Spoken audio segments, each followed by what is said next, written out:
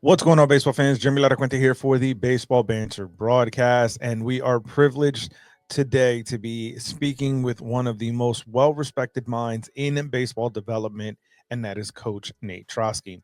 A renowned infield specialist, coach, and mentor, Nate has worked with athletes at every level from youth players to major league professionals. His expertise in player development, mental game mastery, and elite infield play has made him a sought after instructor worldwide. Today, we'll dive into Coach Trosky's philosophy on player development and the importance of mindset in the game, and his insights into what it takes to reach the next level in baseball.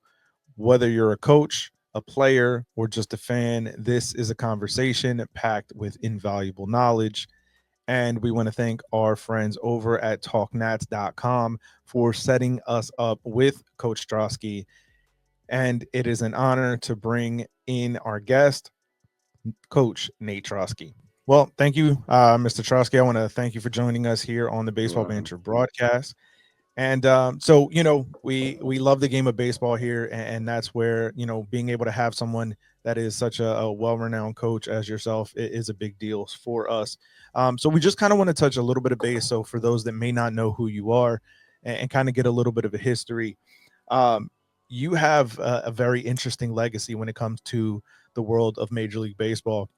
Can you tell us a little bit about that history? Yeah, first of all, it's a pleasure to be on the show.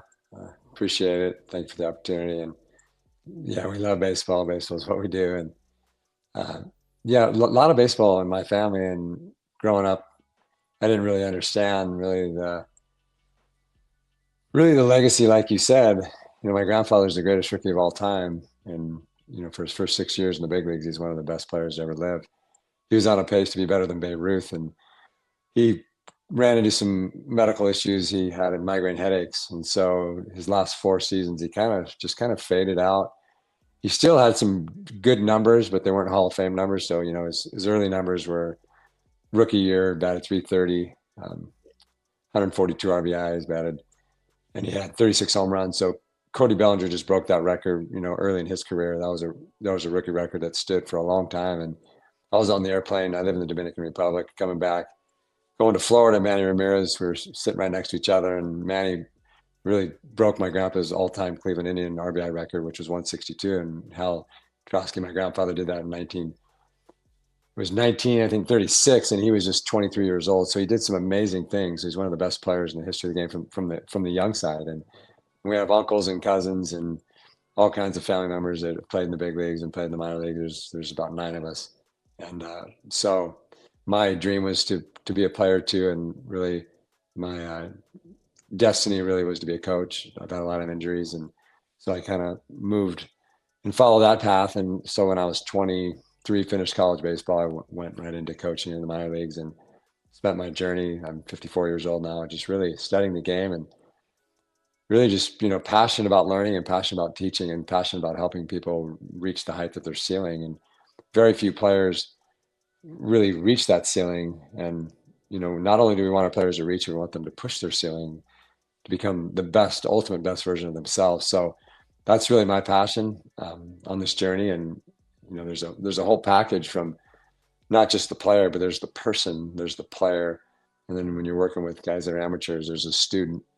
And so the person's equally as valuable, if not more invaluable, than the player. And a lot of times we focus on building the player, the athleticism, the 5 physical tools, but we look at from the external side, but really the intangibles, who you are from the inside out, and who you are as a person really infilters right into who you become as a player. And so we spend a lot of time really building the person, not only inside the lines, how you play the game, how you respond to the game, how you prepare for the game, the type of teammate you are, but also really who you are outside the lines as just a person. And that really is the mental makeup of a player. And that's, as a scout, I've been scouting 20 years with the Milwaukee Brewers, and I'm still with the Brewers, and I do that part-time, and I run Trosky Baseball. And so being in the depth of player development and the recruiting and scouting piece of the equation, I've learned so much because I surround myself with people, and success leaves clues. So I just sit back and just learn and take notes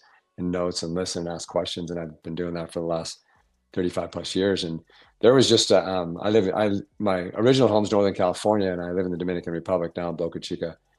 And a tweet was just tweeted yesterday. I was copied on it, tagged on it, and it said it was talking about players. So I'm in Baltimore right now, working with the #1 high school in Baltimore right now.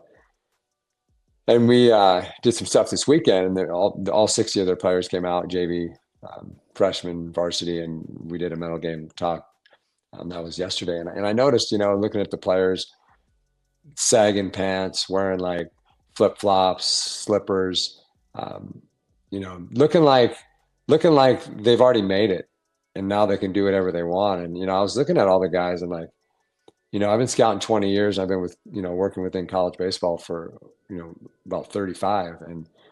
And I'm like, character matters. And, you can dress any way you want when you're a musician, but baseball, we're looking for players that want to be professionals. And once you become a professional, you sign a major deal, you can do anything you want. And really it's kind of, it becomes kind of a style thing, and that's okay at that point, but early in your career. So I'm just looking at all these guys, and over half of them didn't have real shoes on, and college players wear turfs when they go to the field. They don't wear flip-flops and slippers and pajamas. And so the Scouting Association just sent out this tweet. It was yesterday, and it was like, I retweeted it, and it was like, hey guys, we were just at a high school game.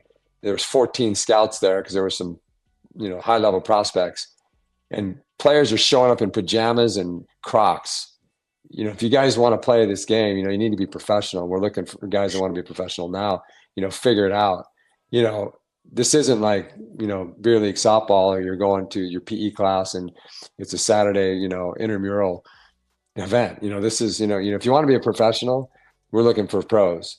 We're not looking for guys that just want to be cool. And the first thing that I handed out to these players is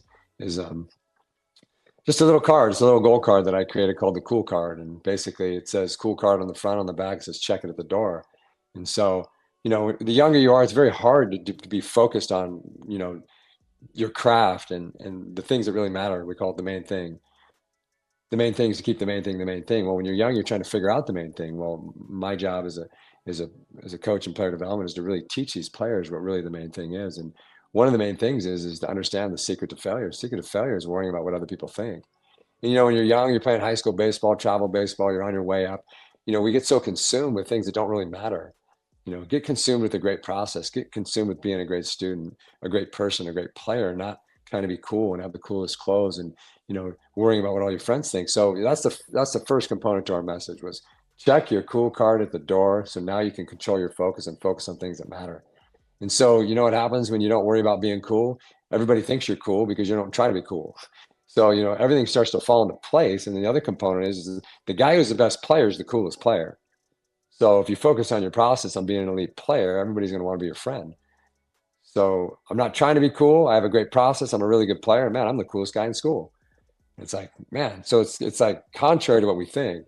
We think we have to have the coolest, shoes and the greatest, the best bat out there. And we need to have the coolest hairstyle, and there's a time and place for everything, for the most part. I mean, I'd like to have a nice bat, and that's fine. But my point is we make that our highest priority, and we make that really, that's a central piece of our focus, and our focus needs to be on a great process. And so, we teach, the process. And if you don't have a great process, you can't be a great player, because over time, truth is revealed. So truth will be revealed over time. And so a guy that doesn't have a great process, his athleticism will come to an end, because when you start climbing the ladder, everybody's athletic, right? Everybody's talented. So you go, okay, now how am I going to separate myself? Well, the guy with a great process who's committed to it daily. So we don't want our players to be good by accident. We want them to be good by process. And so building a process in every area of our lives. And, that's what I do is I teach, all these different components, and it's exciting because what you see is you see lives changed. And we've had so many players drafted, and so many players, thousands. And we had a guy this year going second round, he signed for 3.5 million. And, he's 10 years old, and he comes to one of my camps, and it's just like, he hears the message about the 6th tool, which is your mental makeup, and then the 5 physical tools, and the 7th tool, which is faith, family, reflection, planning. And your circle of friends, that's a 7th tool. So we teach the 5, the 6, and the 7.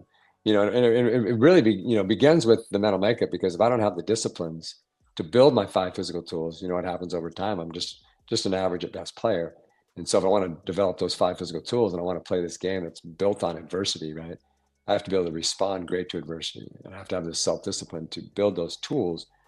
And then there's that 7th tool, which is the person and who you are outside the lines and what really fuels you as a person. And so, yeah, I mean, it's exciting. It's exciting to do what I do, because we change lives, and we change lives. I mean, Yeah, that's an it incredible. happens fast. Yeah, it's awesome.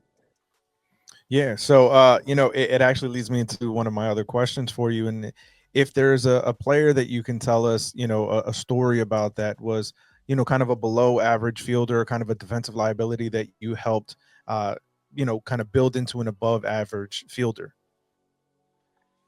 Well, there's thousands, so it's not. I mean, Tyson Lewis is the guy I was just talking about, but every year it's hundreds, and I mean, I work with thousands of players a year, and Bobby Witt's the best, because everybody knows Bobby Witt, but Bobby Witt was at the low end of the defensive metrics, his rookie year, which was, just a couple of years ago. And, this year he's the best player in the world. And so, really working with Bobby's, mental approach, um, and working with, the physical, approach as well. So really, we worked a lot on his first step, and we worked on speeding up the game in practice, so that when he gets to the game, it slows down in the game. So we would speed it up and speed it up and speed it up. And um, we use the concept really of the cheetah. The cheetah is the most elite mover in the world, and the cheetah moves faster than any land, you know, any land mover. Is the cheetah moves faster than all, but the cheetah moves with this state of relaxation. That's why it has this agility to move and to react and respond. Going 60 miles an hour in less than 3 seconds. I mean, it's unbelievable what a cheetah can do. Well, we talked about the cheetah, and we gave him that connection of, when you're playing shortstop, you're the cheetah. The game speeds up, but you slow down. And, doing a lot of specific training drills that teach him how to slow down as the game speeds up, and speeding him up and speeding him up and speeding him up. So he gets out in the game, he's like, man, this is just my normal. And so we did a lot with the concept of, we call it cheetah zen. And so that was a big piece. And then really working on his first step, which, everything begins with your first step. But if you don't have first step focus, you can't have, a great first step. It all begins with focus and anticipation. So spent a lot of time really on approach there, and then, mechanics with your first step. And Bobby, has really taken a hold of some of the key stuff, and I'm not the only guy that's contributed to his success. I mean, he's got some tremendous people in his circle, but just to be a small part. And um, we just trained about 4 weeks ago in Texas. He flew out his whole infield because he wanted me to, inspire them. And so we're out in Texas at his high school, Colleyville High School, just a few weeks ago, and he's got his second baseman and his first baseman. And I don't know if they have a set third baseman right now. They have some guys in the mix. So we flew those guys out, and we worked out for a couple of days, and it was awesome. But it's not any different at the lower levels of the big league level. I mean, everybody can get better. Baseball is a game. There's no game like baseball, because there's 5 physical tools. And you see a guy hitting in a cage, you go, man, that guy rakes, but it doesn't mean he's a good player. It means nothing, Yeah. because he still has to field the ball, throw the ball, and run. And when you go to, you're out at the football stadium, there's a guy throwing the ball. Well, that's all he has to do. It's quarterback. He leads and he throws. Leads and he throws. I mean, how hard is it to hand off? Anybody can hand off, so that's not that hard. So the true skill of a quarterback comes from, his ability to navigate leadership and throw the ball. That's all he has to do. But every guy on the baseball team, every guy has to throw the ball. Every guy's a quarterback. And then every guy now has to hit the ball. So now everybody's on offense and defense. How many sports do you play 2 sides of the ball? Well, if I'm playing basketball, if I'm a rebounder, that's probably what I am. I'm not, I'm not expected to do both. Well, in baseball, you have to do everything. You have to do 5 tools, and then we grade you on all 5, and we expect you to have,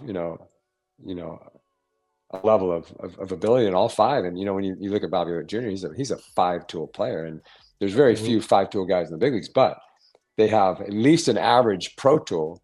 So it might not be a plus tool. Take a guy like Derek Jeter, right? He's not a plus runner. Francisco Lindor. Lindor's not a plus runner. He doesn't have a plus arm. Plus defender. Hit tool, it's not plus. It's above average. And power tool, it's above average. It's not plus. So Lindor's like you could say he's a 1-tool guy. I mean, his tools are all, if they're average or better, you get a grade, but it's not a plus tool. So he has 5 tools, but you're going, does he have 5 plus tools? No. But you don't have to. But you need to be, we're grading you on a pro scale. We're not grading you. So when we see a high school player, we're not like grading him to the guy next to him. We're grading him next to Lindor. And so if you have an average major league arm, you have an average arm in the big leagues. So that's a really good arm, right? But to have a plus tool, to be a 5-tool player, that each tool has to be plus. A guy like Ellie De La Cruz, right? Plus. A guy like Shohei Ohtani, Mike Trout. Mike 4.5 tool. I don't know if his arm tool is really a plus tool, but so you see, baseball, there's nothing like it, and it takes so much time. I mean, you're just constantly, you go hit for an hour and a half, then you got to go field for an hour, then you, if I want to be a real guy, now I got to go run, okay, and then I got to go throw. It's like 3-4 hours. The basketball guy could literally just go shoot for 30 minutes, 40 minutes, 50 minutes, and he's in a pretty good position. But the guy who just goes out and plays catch for 30 minutes, that guy did nothing. You're just beginning, right? So yeah, baseball's tough, and player development is challenging because there's a huge level of commitment, and then the level of focus that's required there's no sport like it, because you're sitting there waiting. You're just waiting and waiting and waiting and waiting and waiting, and the average defender fields the ball 2.5 times in a game. So I have to wait for a 3-hour game to field the ball like twice, 3 times. Yeah. So you expect me to focus? Yeah, you got to focus now. But then when the ball's hit you, we expect you to be dominant. It's man, it's tough. It's the best game in the world. Best game. So, Yankee fan. Big Yankee. I coached Aaron Judge. I coached Giancarlo Stanton and Garrett Cole. Yeah, they all. Garrett Cole and Giancarlo Stanton played with our scout team. I work with the Milwaukee Brewers, and we run the Southern California Area Code team, which is the Milwaukee Brewers. And so all those guys, Christian Yelich and guys like Nolan Arenado, Freddie Freeman, they all coming through the way they played on our scout team at the age of 17 before they signed contracts. And so we basically put them in a scenario called the Area Code Games, and it's pretty incredible. I just see you have a Yankee hat. And Aaron Judge came to some of my own camps when I was in high school. When he was in high school, he came, and he had no offers, and it's a unbelievable story. He was told he couldn't hit. He's at the Stanford camp. I'm working the Stanford camp. Comes to my showcase. I got 30 colleges there. No one offers him. He's a junior. No offers. Goes to the Stanford camp 3-4 months later. I'm working that camp. That's in Northern California. And associate head coach walks up to him and says, "Man, you can't hit." He's like, "You need to become a pitcher only." And he had to, he throws over 100 miles an hour from the outfield. And he was told that moment that one, he has no scholarships. He left that camp too with no scholarships. Nothing. Nobody offered him nothing. And he was told he couldn't hit. And then when he became rookie of the year, associate head coach calls me up. He says, I need to make a confession. I told Aaron Judge he couldn't hit. He's best hitter in the world now. Wow. So you're going, yeah, unbelievable. But the stories, the stories are real, and adversity really is the formula. And that's one of the components we're always teaching. Adversity is the formula. Success is found in the struggle, period. There's no you can't negotiate that.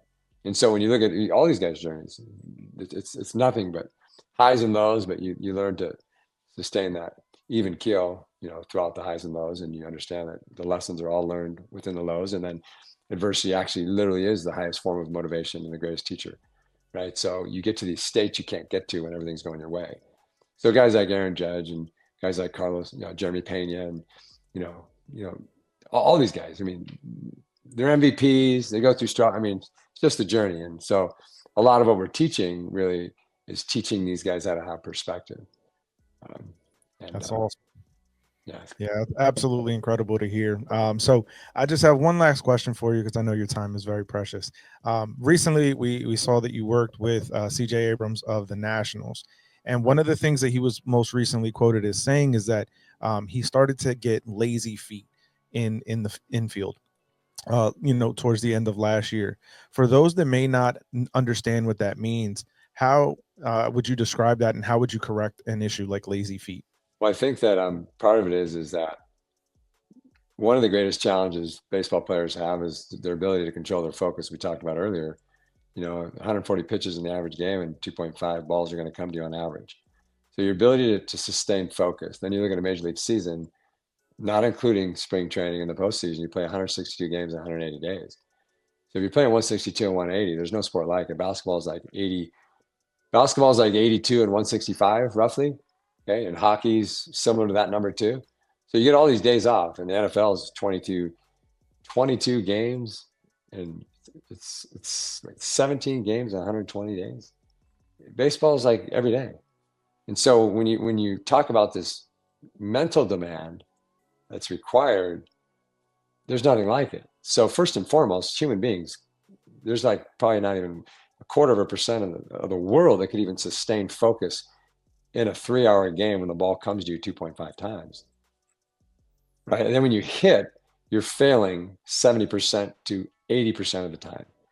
So you go, now I'm mentally beat down as a hitter, and then I go on defense and the ball never comes to me. And so I'm just standing, waiting. And you just wait and you wait and you wait and you wait. Then you play 162 and 180, and you're constantly traveling. There's your days off, you're traveling. So there's no day off. And then you're back at the park. You're back at the park, back at the park, back at the park, back at the park. So the demand for any baseball player, and it's not just CJ Abrams, he's young, he's around 24 years old. Okay. I think he's still 24. Okay. So it could be 25 now, but he's right in that range. So think of who you were at 24. Sustaining focus. So until someone really teaches you, more than through experience, but teaches you how to prioritize what to prioritize, and then you actually practice it and you hold yourself accountable to it. It doesn't matter who you are. Go to work all day for 8 hours and focus for 8 hours. Who does that? So you're going, okay, we're asking CJ Abrams, like every other baseball player, to sustain focus at the highest level for 162 games in 180 days. And you're playing not necessarily on a winning team where you're winning every game, right? You're playing in the big leagues, you're losing almost 50% of your games. So now you're dealing with losing, right? And traveling, and and when you're losing, it's hard to focus, because if you don't think you have a chance to win the next game, it's really hard to be motivated. So I don't know the Nationals record last year, but I know they weren't. I don't think they made the playoffs or wild card. So no. Right. So you're being challenged with this, just being motivated to even go to the park, right? And negativity really breeds in losing environments. So, it's really hard to be upbeat, happy. And, so you're challenged with all these challenges. And then, he's getting towards the middle half of the season to the last half of the season. Right. And there's not a lot to look forward to, because you're going, are we going to the playoffs? So naturally your focus will be challenged. So until you set a standard for yourself and you create checkpoints and reference points, and you hold yourself accountable, if you don't do that, naturally as a human being, you will get lazy feet, meaning your feet are lazy because your mind is lazy. Your feet respond to your mind. If my mind is getting tired and I lack this, I like to put on a number scale, 1 to 10. If my highest motivation is a 10 and I'm in this state where I'm tired, the team's not winning a lot, right? And maybe I'm playing good sometimes, I'm kind of off and on with my success, man, it's really hard to get my mind right. And so unless I'm holding you accountable, you're debriefing. So these are some things we talked about with CJ, was really, I gave him some foundational principles on one, the debrief. The debrief is everything. If you're not debriefing your games, because how do you get out of funk unless you're identifying you got funk, right? So man, today I took some pitches off, man. I wasn't locked in.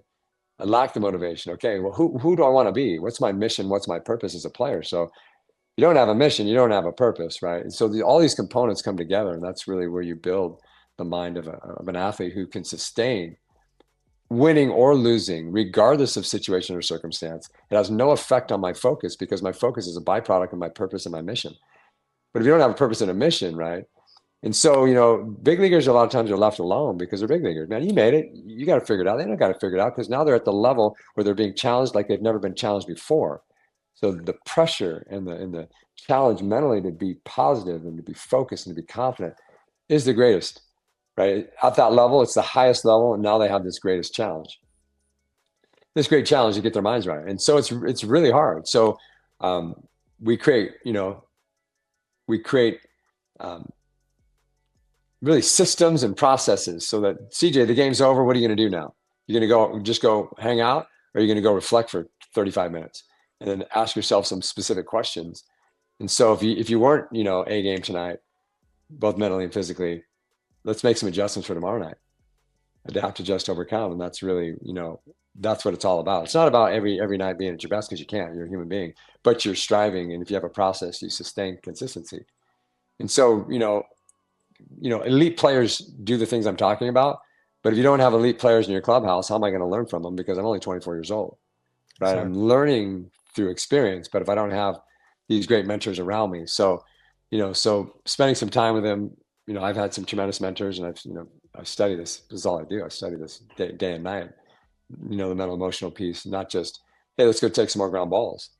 It's like, what's your focus? What's your mind space pitch to pitch? What is your mind space? And if you don't even know what your mind space is going to be, and I'm going to tell you, most guys don't. They just go out and play. Well, if it's really hot today, man, I'm tired today and I'm hot, and you know what? It's hard to focus.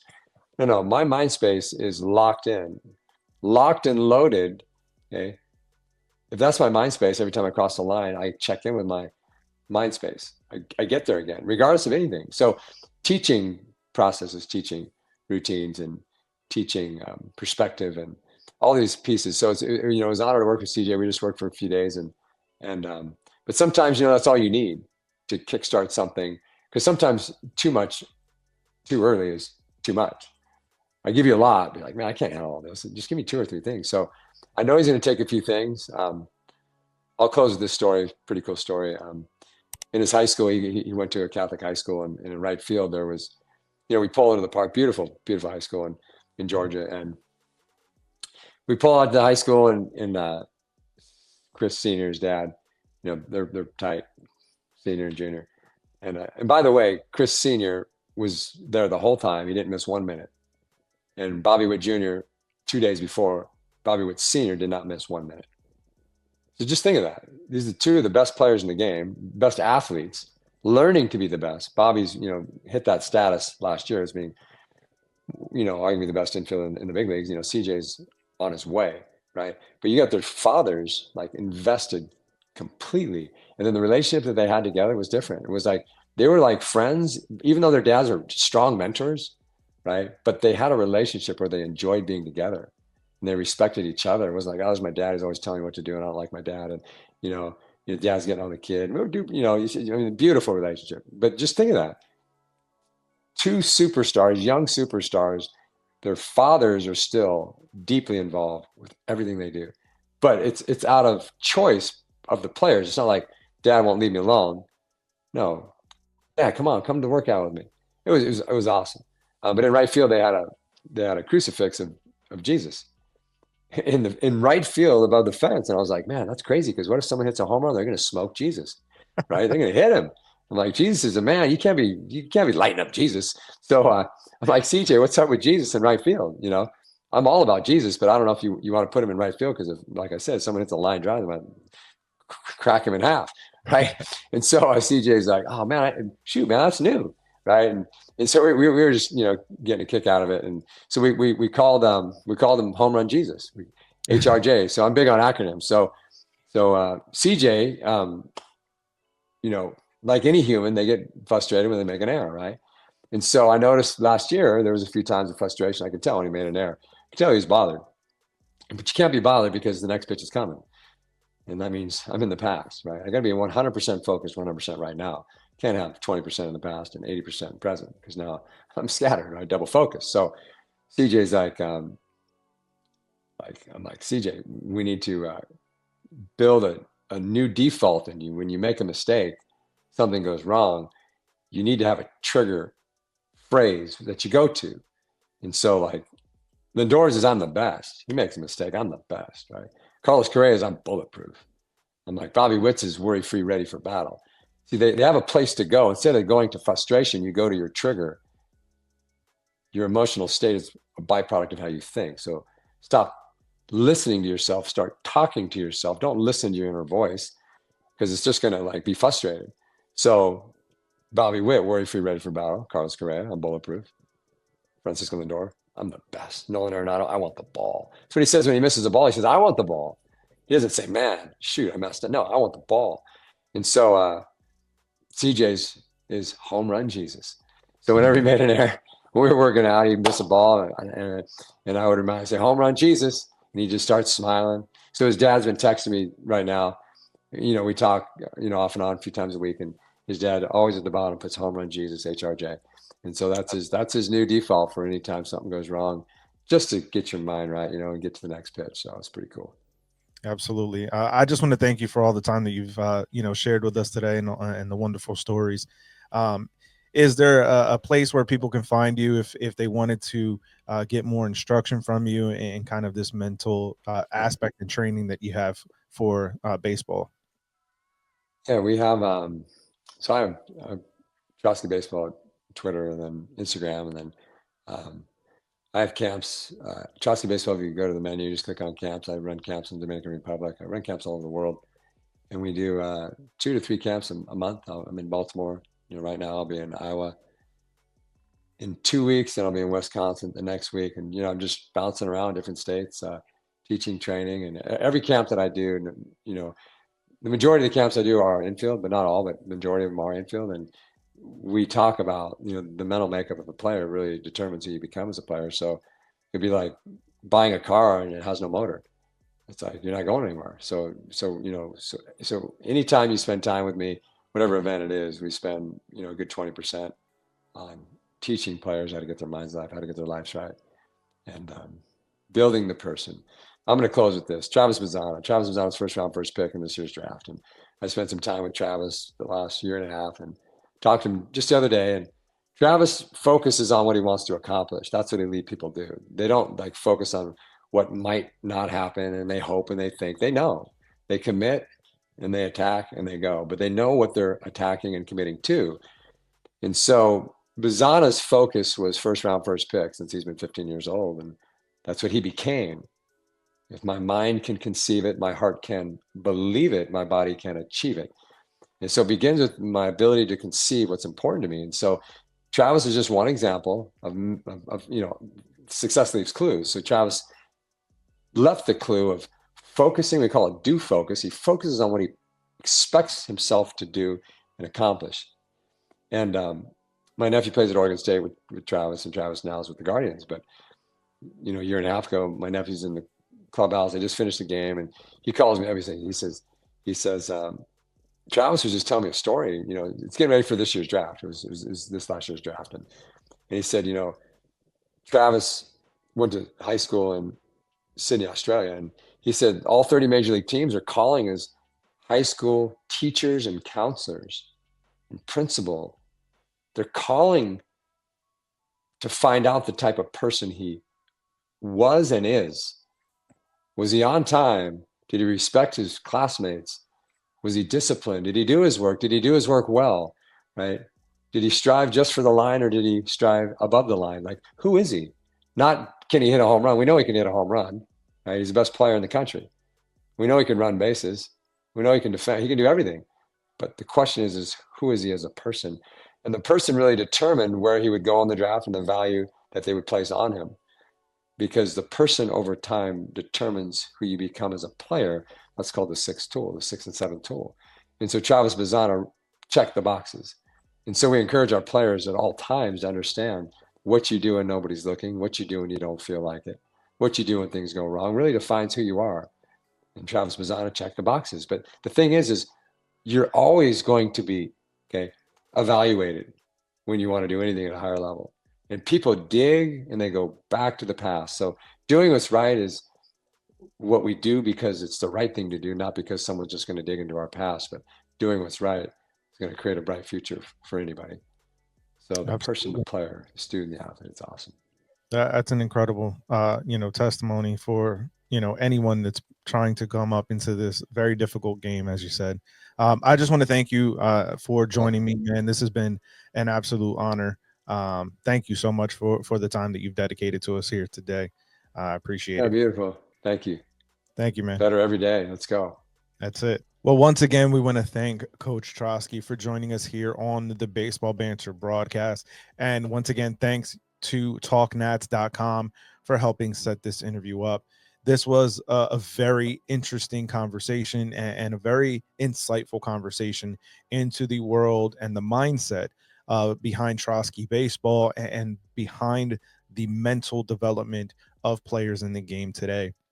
Without a doubt, a very interesting conversation. If you're a young player coming up in the game, or someone that has young players that are interested in playing baseball, this is a insightful way and opportunity to kind of look at the game of baseball and try to grow mentally. As being able to be a player in this game is very difficult, as we know, being fans of the game, and being able to kind of have a little bit of a leg up on the mental aspect can help really a player mature in his approach and really have a standout career potentially going forward. So once again, we want to thank talknats.com for setting it up, and we want to thank Coach Trosky for joining us here on the Baseball Banter broadcast. As always, if you're joining us here on the YouTube side, make sure you leave a hit on that subscribe button, as well as hitting that bell for post notifications, so each and every time we drop new content here,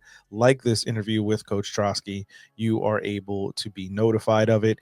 If you're listening to us on the audio side of this platform, make sure you leave a 5-star rating and review, as it does truly help us grow the game in a very, very big way. And without a doubt, make sure, if you haven't, you check out our link tree, as it has all the pertinent details to our merchandise shop, sponsor links, including our link and new affiliate partnership with Topps Sports Cards Trading Company. It is a big deal for us to be able to be a part of the Topps family. So make sure you check that out. Check out our social platforms. And of course, here on YouTube, we want to thank you once again for joining us. This has been another installment of the Baseball Banter broadcast, and I'll catch you on the next one. Peace.